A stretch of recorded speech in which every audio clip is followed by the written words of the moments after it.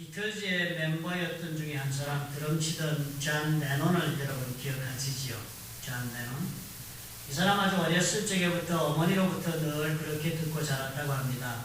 사람이 살면서 가장 중요한 것은 행복하게 사는 것이다. 그렇게 늘 어머니로부터 듣고 자랐다고 합니다. 어려서 이 사람이 학교를 들어갔습니다. 클래스룸에서 선생님이 학생들에게 물어보았어요. 앞으로 무슨 일을 가장 하고 싶은가? 그렇게 질문을 했습니다. 그러자 존 레논이 대답을 했어요. I wanna be happy. 행복하게 살고 싶습니다. 그러자 선생님이 지적을 합니다. You don't understand the question. 네가 질문을 잘 이해를 못하고 있구나. 그러니까 선생님에게 존 레논이 이렇게 답을 해요. No teacher. 아니요 선생님. You don't understand life. 선생님께서 사는 것이 뭔지를 이해 못하시는 것 같군요. 그랬답니다. 인생이란 결국 무엇이죠? 행복하게 사는 거죠. 뭐 이렇게 답을 하는 것입니다. 요즘 우리 대부분의 사람들도 이렇게 생각하며 살아가고 있지 않습니까?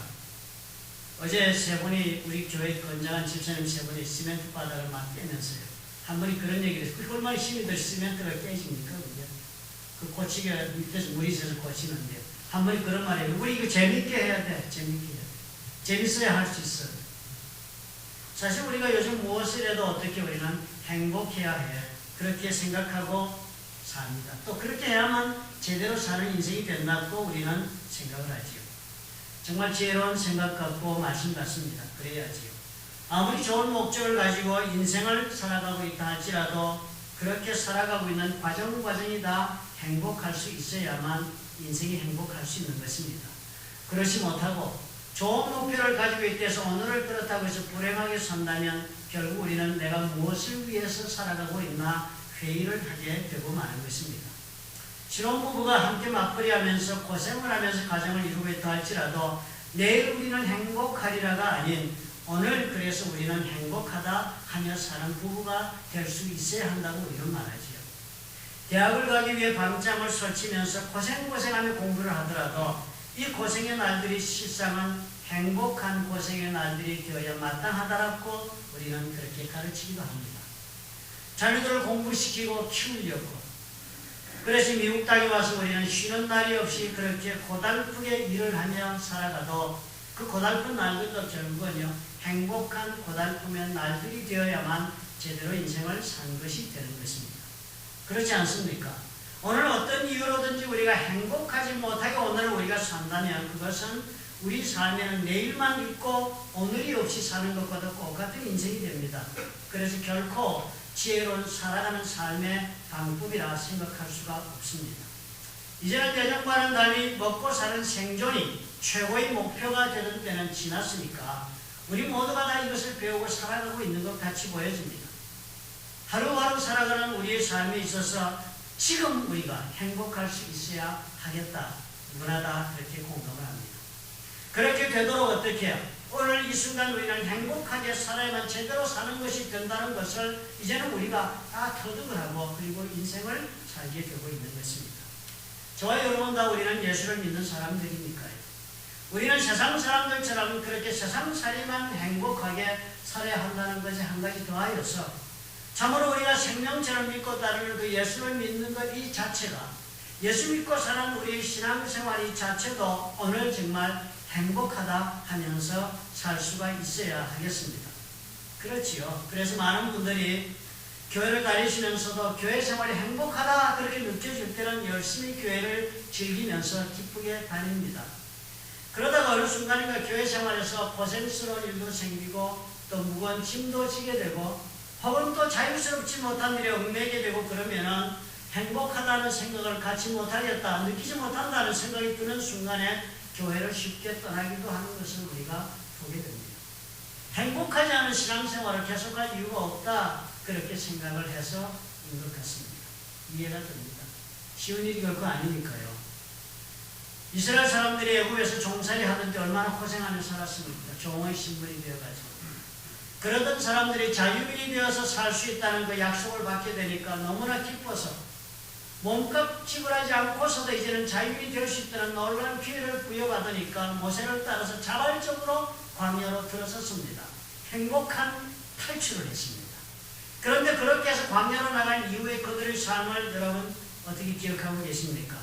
저들이 정말 행복한 탈출한 광야에서 행복한 나날들을 영위했다라고 여러분 그렇게 성경에서 확인하고 계십니까?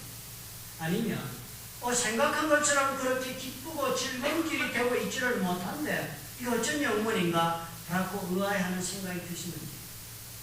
이 사람들 광야에 가서 보니까 어떻게 행복한 탈출, 정말 이제는 자유인이기 위해서 마음껏 인생을 구가할 수 있는 기회를 얻었다고 광야로 나갔는데요. 가서 겪는 일들은 얼마나 엄청난 사건들을 많이 겪습니까? 불평이 많고 불만이 많고 갈등이 아주 쌓일 대로 쌓인 그런 삶을 광야에서 살았습니다. 사실 생각해보면 얼마나 좋은 길에 들어섰습니까? 이제 광야길을 거쳐서 가나안에 간다는 약속 때문에 지금 나온 길인데요. 그 가나안은 젖과 꿀이 흐르는 땅이라, 그곳에 가면 우리 손으로 짓지 않은 집을 우리가 누리고 살 수 있다. 그곳에 가면 우리 손으로 가꾸지 않은 포도원을 우리가 소유할 수 있다. 그런 하나님의 약속을 듣고 나온 길이고 그것을 향해서 지금 광야길에 왔는데요. 마땅히 이곳에서는 정말 행복해야 마땅하지 않을까요? 그런데 성경을 보니까 어떤 모습들을 하고 살았습니까? 이 사람들이 행복한 광야의 길이었습니까? 그런 행보를 이 사람들이 했습니까? 아니죠. 불만이 가득 찼어.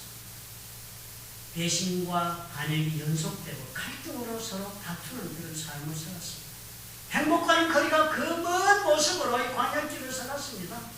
오히려 어떻게 40년 광야길에서 가나안에 들어가 보지 못하고 다 자신의 목숨을 광야에서 바치게 되는 그런 슬픔의 세대를 살기도 했습니다.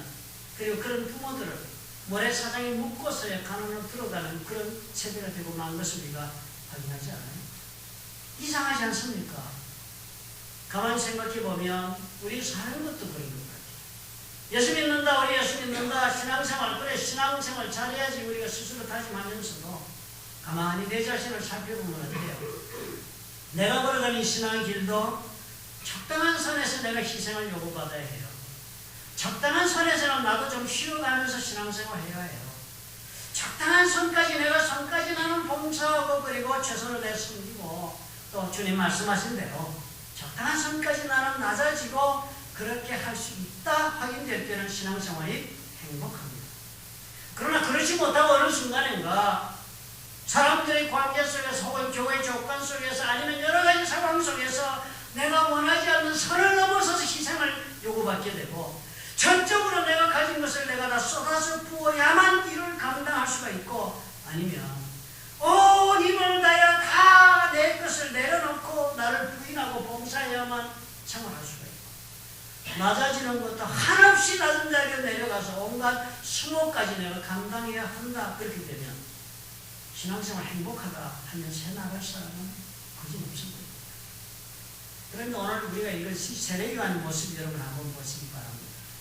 세례요한 오늘 우리가 31절에 읽었지만 3장 29절 30절이 중요한 구절이 있지 않습니까? 3장 29절에 세례요한이 이런 얘기를 해요. 신부를 취하는 자는 신랑이나 결혼식 장면을 얘기하는 겁니다. 신랑이 있으면 신랑이 신부를 만나는 자리에 그 옆에 베스트맨 남자 둘러리가 같이 있잖아요. 그 남자 둘러리가 지금 신랑이 신부를 취하는 걸 보니까 옆에 취하는 신랑이지만 거기 신랑의 음성을 듣는 친구, 그 베스트맨은 크게 기뻐한다. 사랑하는 친구가 지금 아내를 맞으니까 그 옆에서 같이 크게 기뻐하는데 나는 이러한 기쁨이 충만하다고 그랬습니다. 세례요한이요. 지금 예수님 앞에서 이 사람이 자기의 갈 길을 다 정리하고서 제자들과 얘기를 나누며 지금 자신의 감정을 이렇게 설명하는 겁니다. 정말 예수님께서 이 세상에 와서 사람들을 다 자신의 제자로 삼가는 일을 이제 시작해서 영원한 생명을 나누는 그런 자리가 시작되는 그것을 내가 옆에서 보니까 그 앞길을 준비한 내가 그것을 보니까 둘러리가 신랑을 인도해 와서 결혼식 하는 것을 볼 때 기쁜 것처럼 나도 내 지금 영혼 속에 기쁨이 충만하다. 그래서 나는 이제 새하게 가겠고 예수님은 흥하게 하겠다 라고 세례요한이 말을 하는 것입니다. 그리고 이 사람은 어떻게 해요? 대단히 기쁘다는 거예요. 지금 너무너무 기쁘다는 거예요. 누구도 빼앗을 수 있는 감격이 넘치는 그런 기쁨으로 내가 지금 충만하다는 것입니다. 그래서 사실 세례요한 여러분 객관적으로 한번 보십시오. 이 사람 하나님으로부터 보냄을 받은 사람입니다. 세례요한이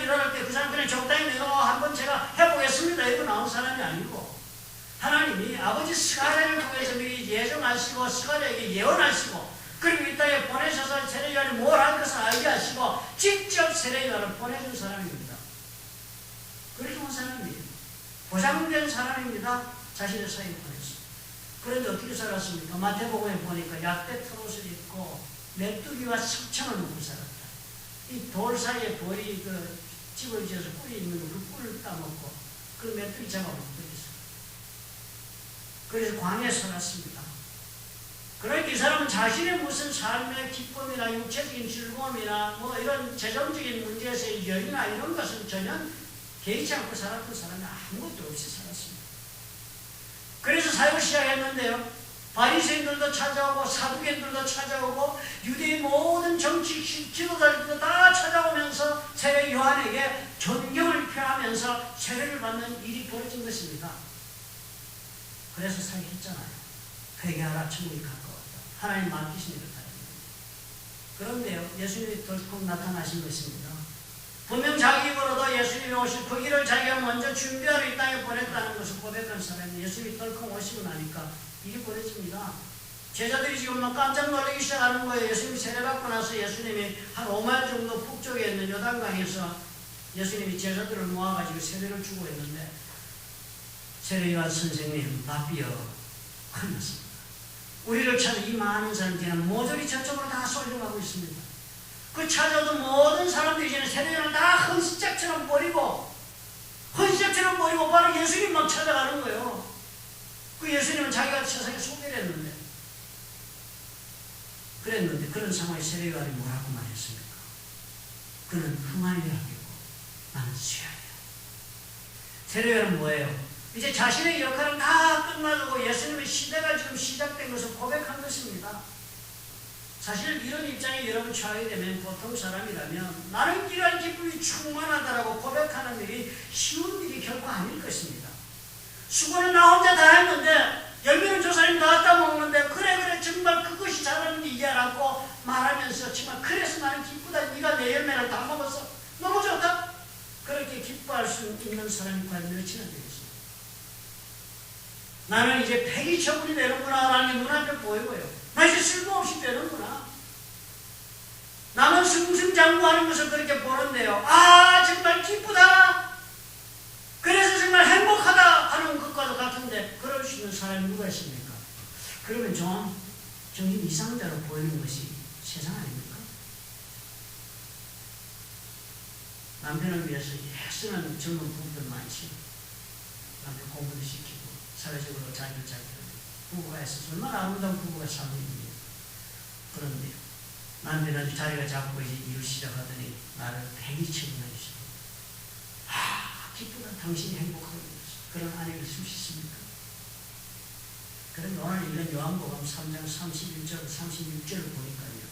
세례 요한이 말을 하는 것이 대단히 어려운 말 같지만 대단히 간단한 말입니다. 이번에 그런 얘기를 하는 거예요. 지금 보면은 예수님은 위로부터 오신 분이다. 근본이 다르다는 거예요. 나는 땅으로부터 왔다는 거예요.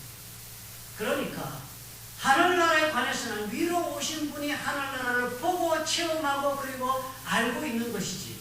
그래서 위로 오신 사람만이, 위로 오신 분만이 하나님에 관하여, 하나님 나라에 관하여 그 모든 것을 얘기할 수 있는 그런 사람이 되지. 이 땅에서 나는 전혀 그런 사람이 되지 못합니다.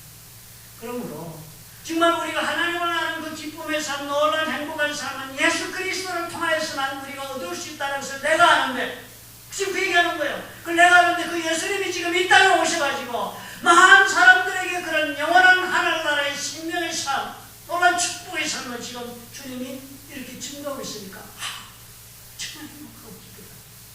지금 요한이 그 말하는 것입니다. 완전히 어떻게 요한은 자기 자신을 지금 부인하는 게 자기가 없어요. 그저 하나님이 지금 이래서 사람들이 그냥 예수님 통하여서 천국을 보고 있다라고 생각해. 이것이 정말 감격이다. 이것이 감격이다. 그래서 나는 정말 행복하다. 그런 예수님만 승하면 모든 것이 되는 것이다. 막 이렇게 고백하고 있지 않습니까? 근데 가만히 여러분 우리 신앙생활 여러분 하시면서 우리는 어떻게 생각하고 신앙생활 합니까? 우리 신앙생활 하는 거예요. 우리는 뭐 예수께서 우리 행복을 위해서 예수님이 막 역사하시고 사시기를 그랬다고만 믿고 우리 그렇게 또 원하고 살지 않아요. 그럼 정작 예수님 뭘 요구하셨습니까? 예수 믿는 모든 사람들이 너희들 나를 따르려거든 어떻게 하라고 했습니까? 마태복음 두 곳에서나 주님 분명히 얘기를 하세요. 자기 십자가를 지고 나를 쫓지 않는 자도 내게 합당치 않다. 자기 십자가 지고 나를 쫓지 않으면 그런 사람 나한테 맞지 않는 사람이니까 나와 같이 할 수 없다는 거예요. 또 마태복음 16장 24절 더 정확하게 풀어서 얘기하셨습니다. 이에 예수께서 제자들에게 이르시되 아무든지 나를 따라오려거든 자기를 부인하고 자기 십자가를 지고 나를 쫓을 것입니다. 엄청난 욕을 하시는 거 아닙니까? 나를 부인해야 된대요. 세례 요한처럼 해야 된다는 거예요. 그저 내 것이다 보다 나를 중심적으로 생각하고 내 인생을 생각하고 내 것을 생각하고 다 내려놓고 부인하라는 거. 난 아무것도 아니라는 것이 그것이 지극히 예수님 앞에서 정상이라는 것으로 그렇게 받아들이는 사람이 되었습니다. 그리고는 나에게 주님께서 맡기신 십자가를 지고 주를 따라가는 것이 신앙의 길이라 하는 것 아닙니까? 결국 뭐예요 그러면? 예수 믿고 살면 우리 모두 주님 분명히 한마디 하는 거예요. 뭐 그렇게 와서 지금 이러고 저러고 여러 번 하기 전에 한 가지를 해야 된다는 거예요. 네가 예수님 한 분만으로 살 수 있다. 나는 이것만으로 만족하다는 표현을 지금 예수님은 이렇게 하는 거예요. 내 거 다 내려놓고 부인하고 주님만 보고 살아가는 것. 주님이 잘 되는 것만 가지고 기뻐하는 그런 인생을 선택할 수 있어야만 된다. 안 그러면 주님 뭐예요? 같이 갈 수 없다. 하면 같이 갈 수 없다. 대단한 말씀을 주님이 하셨는데 우리는 뭐 다 무시하고 신앙생활 합니다. 교회 가서 행복하다. 사람들이 나를 얼마나 기쁘게 해줄까? 교회가 얼마나 내 필요를 채워줄까? 뭐 이런 것에서 왔습니다. 그렇다면 우리가 질문해 보아야 합니다. 뭐냐? 도대체 행복하게 산다는 길이 어디에 있는가? 도대체 어떻게 해서 세례 요한이 이렇게 행복할 수 있는가? 우리는 그렇다면 주님께서 말씀하신 대로 정말 다 내 것을 버리고 주를 따라도 정말 행복하다, 기쁨이 충만하다, 어떻게 하면 그렇게 살 수가 있는가? 를 오늘 세례 요한을 통해서 우리가 생각해 봅니다. 첫째로 세례 요한의 삶을 보면요, 세례 요한이 기쁨이 있는 이 신앙생활은요, 첫 번째 중요한 단서가 여기 있습니다. 세례 요한은 좋은 관계를 가지고 있습니다. 좋은 관계가 절대적으로 행복하게 사는 데는 필요하다는 것을 보여주고 있습니다. 세례 요한은 무엇보다 하나님과 개인적인 관계를 가지고 있습니다. 요한복음 1장 33절에 보면 세례 요한이 이렇게 고백하는 글이 나옵니다. 나도 그를 알지 못하였다. 세례 요한은요, 자기는 하나님을 알지 못했답니다. 아무것도 몰랐습니다. 그러나 나를 보내어 물로 세례를 주라 하신 그이가 나에게 말씀하시되, 누구 말씀합니까? 하나님이 직접 세례 요한에게 말씀하신 거예요. 하나님이 직접 세례 요한에게 나에게 내가 너를 보낸다. 그러니까 너는 가서 물로 세례를 줘라. 그렇게 하나님이 말씀하셨다는 거예요. 그런 사건이 있었다는 거예요. 그러면서 말씀을 합니다. 그렇게 말씀을 하시면서 무슨 말씀을 하시냐면 하나님이 세례 요한에게 성령이 내려서 누구 위에든지 머무는 것을 보거든. 네가 물로 세례를 주는데 어떤 사람이 와서 성령이 그 위에 내리면서 그 위에 누구에든지 그 사람 위에 머무는 것을 네가 보거든. 그 사람이 곧 성령으로 세례를 주는 이인 줄 알라. 그렇게 하는 말씀을 해주셨다. 대단한 사건이 있었어요. 하나님은 뭐가 있었던 거예요? 하나님의 직접 개인적인 만남이 있었습니다. 퍼스널 인카운터가 있었어요. 주님이 그저 먼 데 있어서 애매모호한 존재가 아니라 직접 오셔서 세례로 말씀하신 거예요. 가서 네가 물로 세례를 주는데 성령이 그 위에 임하는 사람이 있거든. 그분이 바로 성령으로 세례를 줄 뿐이고 네가 그 앞에 먼저 길을 예배한다. 그렇게 말씀하신다. 직접적으로 하나님에게 말씀을 들었으니까, 그리고 그 말대로 이 사람이 실천을 합니다. 그러니까 이 사람과 하나님과는 어떻게 해요? 그 만남을 통해서 개인적으로 관계가 지금 시작이 된 거 아닙니까? 직접적으로 하나님과 그 맺은 관계가 하나님의 말씀을 그대로 듣고 실천할 정도의 관계니까 그 릴레이션십이 대단히 좋은 관계예요. 좋은 거예요. 제가 이것이 있었다는 사실을 주목해야 합니다. 사람들 가운데 많은 사람들은 우리 예수 믿으면서 이 자리에도 그런 분 많이 계실 것입니다. 하나님의 존재를 믿습니다. 그런데 믿기는 믿는데요, 자신의 논리적인 결과로 하나님을 인정하면서 신앙생활하는 분이 있습니다. 많지요. 실제로 하나님을 알아서 지금 내가 하나님 믿는 것이 아닙니다. 논리적인 추론의 결과요. 내 논리적인 머리로 한 가지, 두 가지, 세 가지 따져보니까 어이구 하나님의 존재를 인정할 수밖에 없다 하는 결론에 도달하니까, 그죠? 지성인이고 논리적인 훈련을 받은 사람이니까 맞아, 하나님은 존재해. 이렇게 하나님의 존재를 믿는 성도들이 많이 있습니다. 아름다운 자연을 보고 어떻게 이 아름다운 것이 그냥 떨어지겠냐, 어떻게 혼돈 가운데서 아름다운 것이 생길 수가 있겠느냐? 그럴 수 없지. 이 우주를 보니까 저 광대한 우주가 어떻게 저렇게 질서를 가지고 유지되고 있을까?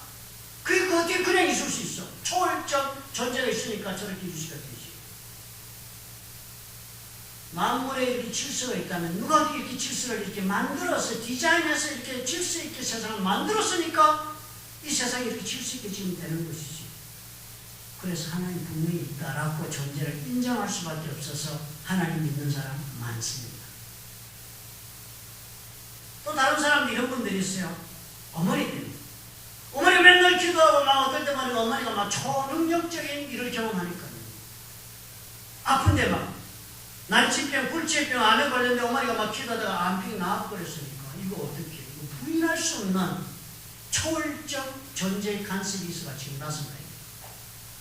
친구의 신앙을 보니까, 부모님의 신앙을 보니까, 누구의 신앙을 보니까, 아, 하나님은 특집이도 확실하게 살아계시니까 내가 부인할 수가 없다 해서 또 하나님을 믿는 사람도 있습니다.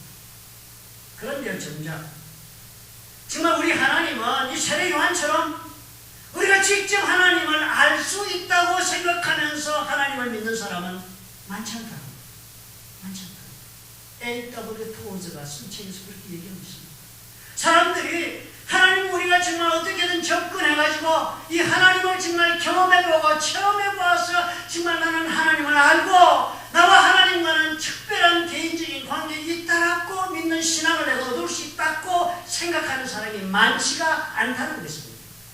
여러분 오늘 이 자리에 계신 분, 오늘 세례요한처럼 나도 하나님과 개인적으로 만날 수 있다라고 생각하시는 분이 얼마나 되십니까? 안 그런 분 많이 계십니다. 그런데 세례요한이 뭐라고 말씀을 하고 있습니까?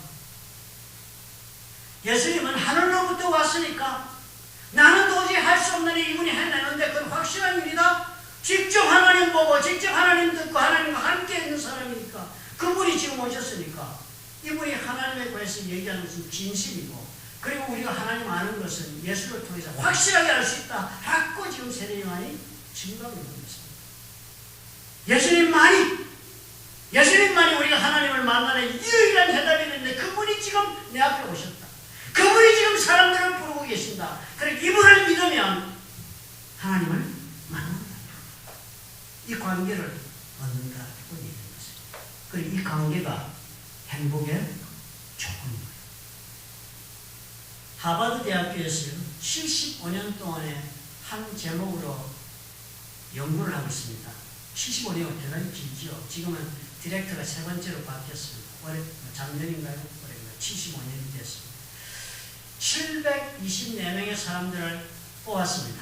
샘플로 채취합니다. 하버드 소포모어 2학년, 하버드 2학년에 재학 중인 학생들과 보스턴에 있는 보스턴의 그 시내에 아주 가난한 사람들이 사는 지역에 살고 있는 소년들과 이렇게 합쳐서 724명을 샘플로 선정을 합니다. 그리고 75년 전에 연구원들이 찾아가 이 사람들에게 앞으로 자신들의 인생을 연구 대상으로 삼고 우리가 연구를 할 테니까 협조해달라고 약속하고 건강진단받고 다 하고 계약서도 쓰고 그렇게 해서 인터뷰를 하고 2년마다 그 사람들이 사는 곳을 찾아가서 연구원들이 직접 사는 모습을 보고 질문하고 그리고 연구를 계속해서 75년째가 됩니다.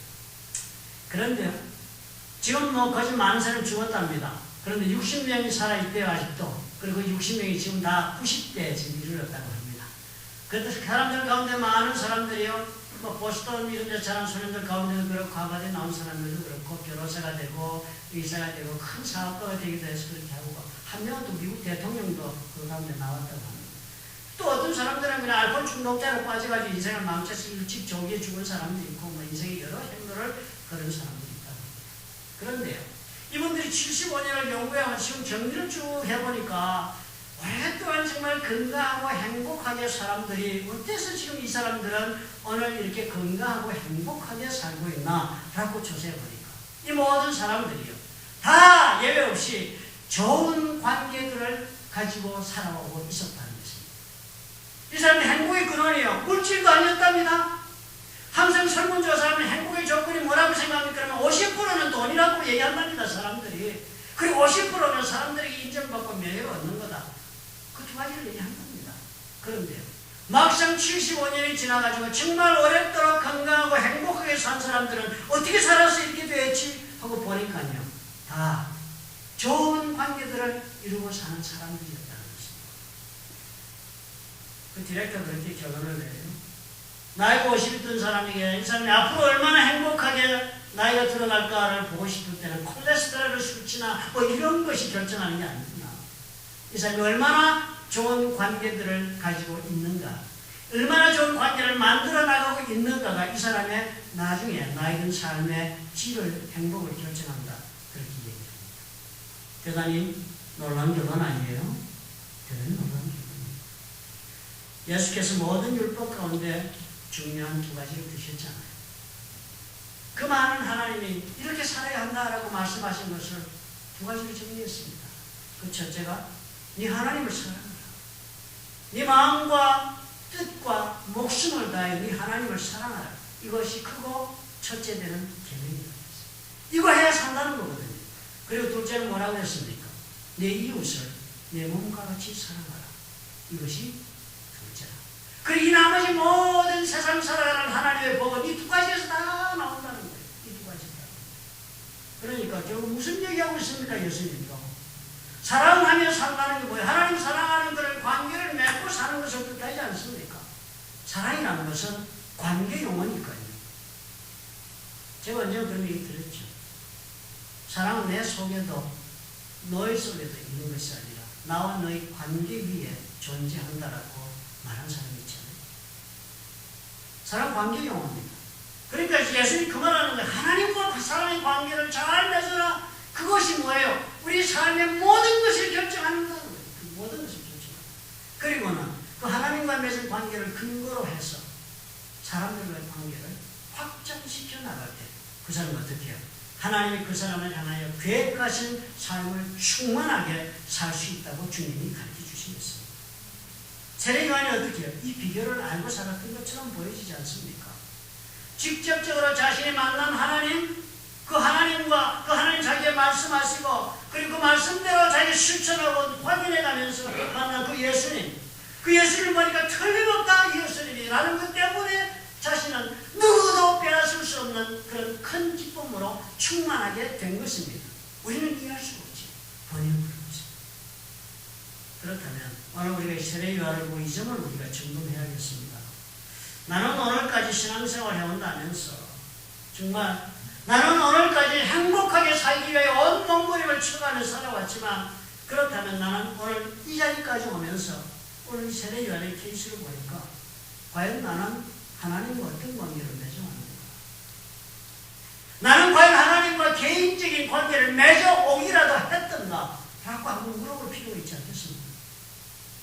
그리고 세례 요한이 말한 것처럼 그렇다면 나는 하나님과 관계를 맺기 위해서 유일하게 제시된 길, 예수를 아는 일에 나는 얼마나 열심을 내었던가, 그것을 얼마나 귀중하게 생각하고 내가 내 삶을 경영했던가 한번 물어보셔야 하지 않겠습니까? 주님 그러셨잖아요. 나는 길이요 진리요 생명이니 나로 말미암지 않고는 아버지께로 올 자가 없다.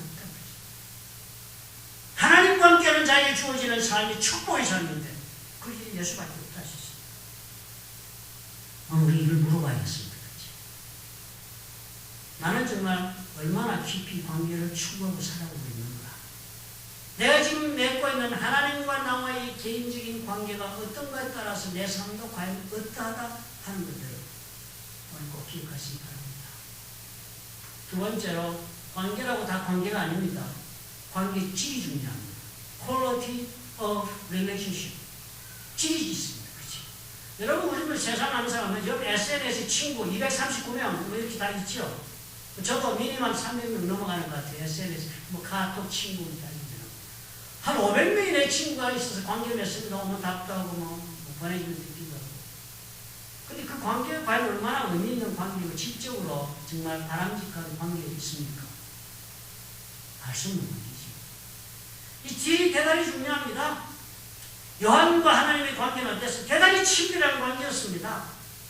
전적으로 자신을 하나님의 남은 계획을 위해 다투이고, 그리고 내가 사라져버려도 나는 좋겠다, 사라져도 나는 기쁘다는 거예요. 그런 고백하고 있으니까 그런 관계 대단히 부럽습니다. 그렇죠? 우리 삶 가운데서 어머니가 자녀에 대한 그런 헌신의 사랑의 관계도 그렇게 표현되는 것처럼, 그렇죠? 내 자식을 위해서라면, 내 누구를 위해서라면 내가 정말 죽어도 좋다지 아닙니까? 그 관계 대단히 부럽습니다. 그런 관계를 가지고 살면 그 사람 대단히 축복받은 사람입니다. 그렇죠? 우리가 이것을 중요하게 볼 수 있어야 합니다. 예수님의 말씀을 따라서 우리가 하나님과 관계를 맺는데요, 이 관계의 질이 좋아야 하는 거예요. 그냥 우리가 카톡 하듯이 하나님 만나러 주일날 왔다 갔다 하고요, 그냥 문자나 보내고 한번 띵 전화나 땡기고 한번 say hello 악수하고 이런 관계의 길이 아니라 진실로 깊은 의미가 있는 그런 질적으로 가치 있는 관계를 맺도록하는 것입니다. 그 주님 뭐라고 말씀하셨습니까? 예수님 그렇게 말씀했어요. 하나님 사랑하라. 그래서 어떻게 사랑하라 했어요? 네 마음을 다해서. 네 마음을 다해서. 이것저것 분주한 것이 내 마음 다 나눠지고 조그만 그 마음 가지고 사랑하는 그런 사랑의 관계는 안 된다. 그 질적인 관계를 만들지 못한다. 그렇지 뭐. 엄마 그냥 온 세상에 돈벌이 나다니고 막 그러고 한 10분 잠깐 시간 나가지고 야 공부해라 뭐해라 내가 너를 위해서 평생을 산다 이런 관계는 질적인 관계가 못되는 거죠. 분주하게 내 마음 다 주고서는 그저 주일 하루 달려가지고 주여 하고 목이 터져라 기도하고 간다고 해서 그 관계를 질적으로 발전할 수 없는 것입니다. 마음을 다하라고 했습니다. 내 온 마음을 다 모아서 한 마음으로 주님과 관계를 맺으려고 집중해야 하는 것이 집중해야지. 그래야만 관계가 어떻게 해요? 질적으로 좋은 관계가 만들어지는 것입니다. 같이 얘기하면서 내 사방에 한눈 팔고 있는 사람이 무슨 관계를 맺겠습니까? 집중해 줘야지. 집중해 줘야지. 예수님이 그렇게 말씀하십니다. 집중해라 마음을. 집중하고 하나님과 관계를 맺으라고 했습니다. 두 번째 뭐라고 했습니까? 뜻을 다해. With all your soul. 네 혼을 다해서. 온 영혼을 다해서 사랑하는 관계를 하나님과 맺으라. 바랍니다. 영혼을 다해 사랑하는 이 사람의 관계는 열렬한 사랑입니다. 그렇죠? 뜨겁게 사랑하는 게 혼을 다하는 거예요. 하나님 내가 정말 이렇게 한번 사랑해보겠다 하는 거예요. 이렇게 한번 관계를 맺어보겠다. 그래서 하나님의 모든 것에 대해 관심을 집중하고 뜨겁게 그 하나님의 마음을 따라 살려고 하면 열렬하게 한번 해보라는 거예요. 세 번째는 어떻게 해요? 목숨도 드리라. 이 목숨을 다해서 사랑해줘. 목숨을 다한다는 숭고한 사랑입니다. 그렇죠? 목숨을 내어놓는 사람. 예수님 그랬죠. 친구를 위하여 간혹 목숨을 버린 사람이 있다는 거예요. 대단히 숭고한 사람. 최고의 승화된 값진 사랑을 이룰 수 있는 방법이 바로 이것이란 말씀입니다. 우리 하나님이 세 가지가 있습니다. 사실 우리가 하나님 앞에서 이런 질적으로 정말 하나님께서 우리에게 원하시는 관계를 우리가 마음을 다해서 열성을 다해서 그리고 온 내 삶을 던져서 그렇게 하나님과 관계를 맺고 나면요, 우리 하나님이 그냥 그것으로 끝내지 않습니다. 여러분 갈라디아서 5장 22절과 23절에 기록된 성령의 열매를 여러분 주목해서 읽어보셔야 합니다. 오직 성령의 열매는 사랑과, 제일 먼저 나오는 게 열매의 종류가 뭐예요? 사랑과 희락과 화평과 오래 참음과 자비와 양선과 충성과 온유와 절제다. 제일 먼저 나오는 게 뭐예요? 사랑이에요. 내 이웃을 사랑하고 내 부모를 사랑하고 자식을 사랑하고 사람 사랑하는 이 모든 것이 어디서 온다고요? 어디서 이 사랑의 열매를 맺는다고요? 성령께서 내 삶에 역사하셔서 맺어주는 거랍니다. 내가 막 사랑하려고 선물 사들고 쫓아다니고 용돈 주고 막 이리 치고 저리 달려고 막 삶을 내가 희생한다고 해서 얻어지는 게 아니고요. 하나님 앞에다 온 마음과 열성과 삶을 걸고 하나님과 관계를 맺고 납니다. 그 하나님께서 예수 그리스도를 통하여 한량없이 부으시는 성령의 역사를 통해서 예수께 그 은혜를 부었으니까 우리가 예수를 믿으면 그 성령의 역사가 우리 가운데로 임하여서 그 성령께서 역사하셔서 내 삶에 사랑의 열매를 맺어줍니다. 놀랍죠? 여러분 오늘까지 살아오시면서 행복을 조금 많이 획득하셨지요. 그죠? 미국 사실 많잖아요. 좋은 차도 있고 집도 있고 이쁜 아내도 있고 듬직한 남편도 있고 좋은 교회도 있고 가서 음성 뿌릴 성도도 있고 기대해주는 주의 종도도 있고 That's enough. 좋잖아요.